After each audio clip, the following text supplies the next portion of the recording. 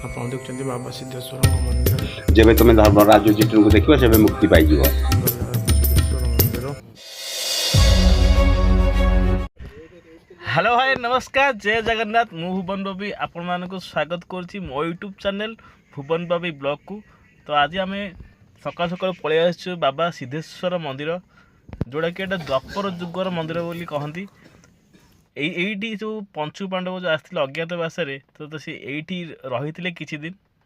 तो आसतु डेरी नक मंदिर भितर जा मंदिर भितर कौन सब रहस्य रही द्वापर जुगरू तो आम पचारिकी बुझा।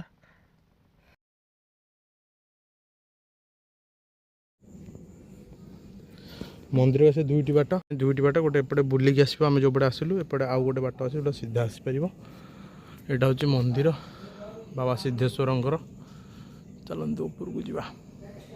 आप देखते बाबा सिद्धेश्वर मंदिर रे बाबा सिद्धेश्वर देखु प्रभु जय जय भोला शंकर जय जय शिव शंभो जय जय शिव शंभो।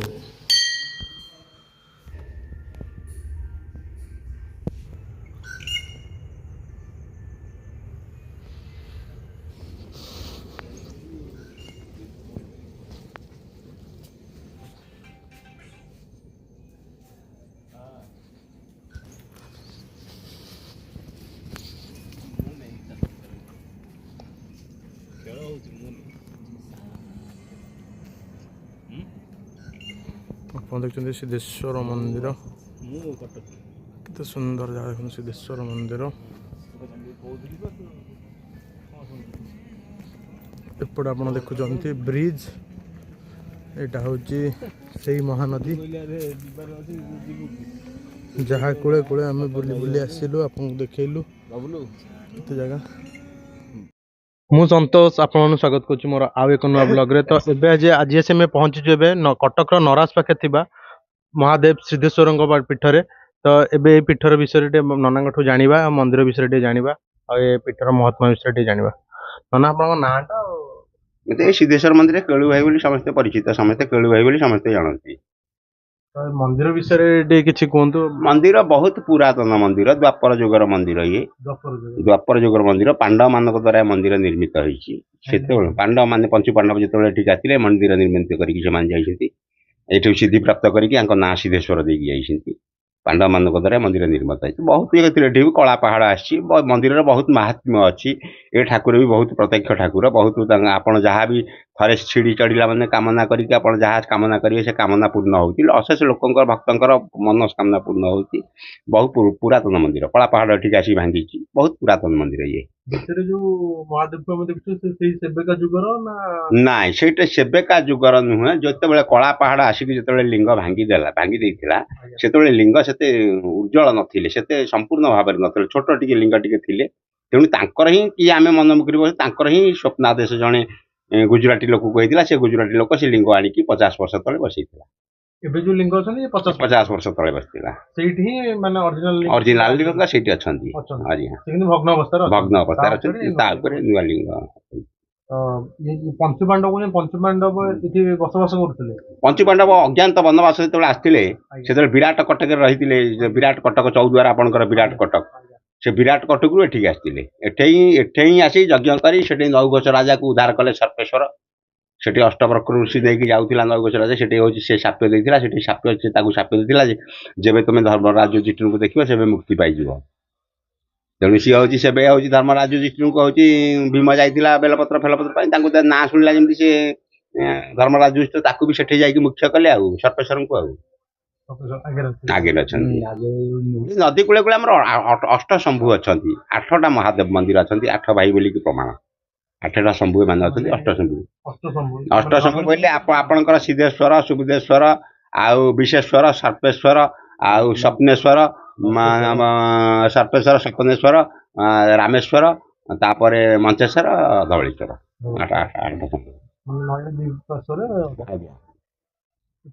जागर श्रावण आमर ये भिड़ श्रावण मसरे भिड़ हुए आ जागर को भिड़ हुए जागरटा आमर बहुत महाशिवरात्रि जो हुए ये यज्ञ 4 दिन यज्ञ हुए 5 दिन शिवरात्रि दिन पूर्णाहुति हुए से बड़ यज्ञ सब वार्षिक यज्ञ से ଆପଣ ଏଇ ମନ୍ଦିରରେ ହିଁ ରହୁଛନ୍ତି?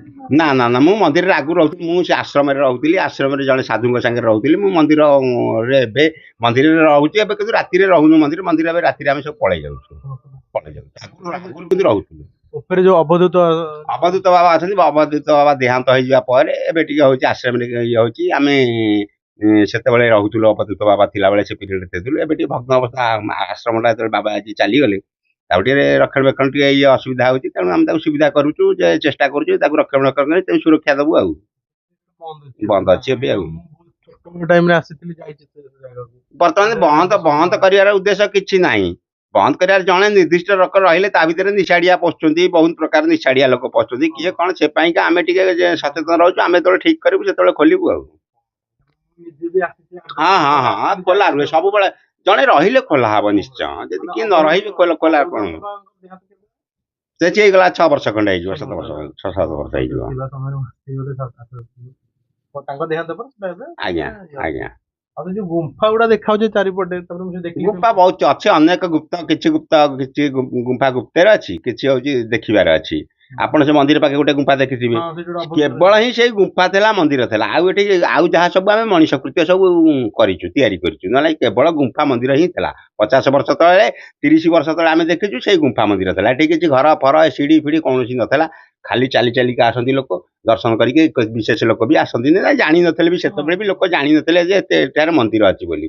ଏତେ ଚହଳ ହେଇନଥିଲା। ଅବିକା ଯୋଉ ଆପଣଙ୍କର ମିଡିଆ ସବୁ ହେଇଗଲା ଇଏ ହେଇଗଲା ତେଣୁ ଅବିକା ପ୍ରଚାର ହଉଛି ଯେ ସିଦ୍ଧେଶ୍ୱର ମନ୍ଦିର ଅଛି ବୋଲି। କିନ୍ତୁ ସେତେ ଲୋକ 30 ବର୍ଷ ତଳେ ସେତେ ଲୋକ ଜାଣିନଥିଲେ ଯେ ମନ୍ଦିରଟି ଥିଲା କି ଇଏ ଥିଲା। ଲୋକ ଧୀରେ ଧୀରେ ସମାଗମ ହେଲାଠୁ ତାପରେ ଜାଣିଲେ। ଯୋଉ ଗୁମ୍ଫାଟି ଯୋଉଟା ବନ୍ଦ ଅଛି ଆପଣଙ୍କର ସେ ଗୁମ୍ଫାଟି ଥିଲା ମନ୍ଦିର ଥିଲା ଆଉ କିଛି ନଥିଲା ଏଠି। ଗୁମ୍ଫାଟା ତା ଭିତରେ ଲୋକ ହଁ ବସିପାରିବେ ରହିପାରିବେ ଲୋକ କିଛି ଅସୁବିଧା ନାହିଁ। ତା ଭିତରେ କବାଟ ଲାଗିଛି ରହିପାରିବେ କିଛି ଅସୁବିଧା ନାହିଁ। ଲୋକ ରହିବେ ଗୁମ୍ଫା ଭିତରେ ରହିଯିବେ 10, 15, 30, 20 ଜଣ ଲୋକ ରହିଯିବେ।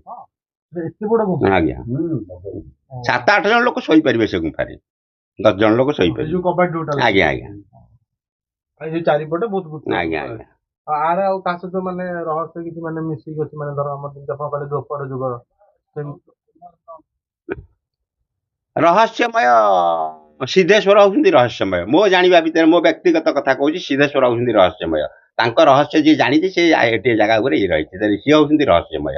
ଆଉ କିଛି ରହସ୍ୟ କଣ ଆମେ ଆପଣଙ୍କୁ କହିଲେ କିଛି ଦେଖେଇ ପାରିବୁନି କି କହିଲେ ଆପଣ ଜାଣିପାରିବେ। ସିଏ ହଉଛନ୍ତି ରହସ୍ୟମୟ। ସିଦ୍ଧେଶ୍ୱର ହଉଛନ୍ତି ରହସ୍ୟମୟ।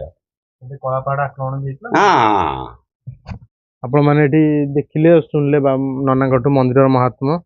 ଆଉ ଆପଣ ମାନଙ୍କୁ ବି ଆମେ କହିବୁ ଆସନ୍ତୁ ଏଠି ବାବାଙ୍କ ପାଖକୁ ବାବାଙ୍କୁ ଦର୍ଶନ କରନ୍ତୁ। ମୁଁ ମନ୍ଦିର ଦର୍ଶନ କରନ୍ତୁ। ଯେମିତି ନନା କହିଲେ ଏ ସିଢି ଚଢିକି ଯିଏ ଯାହା ମନୋକାମନା ନେଇକି ଆସିବ ନିଶ୍ଚିନ୍ତ ପୂର୍ଣ୍ଣ ହବ ବୋଲି କହୁଛନ୍ତି। ବିଶ୍ୱାସ ଅଛି। ତ ଆପଣ ମାନେ ବି ଆସନ୍ତୁ। ରହୁଛି ଦେଖା ହବ ଆପଣଙ୍କ ସହିତ ଆଉ ଏକ ଜାଗାରେ।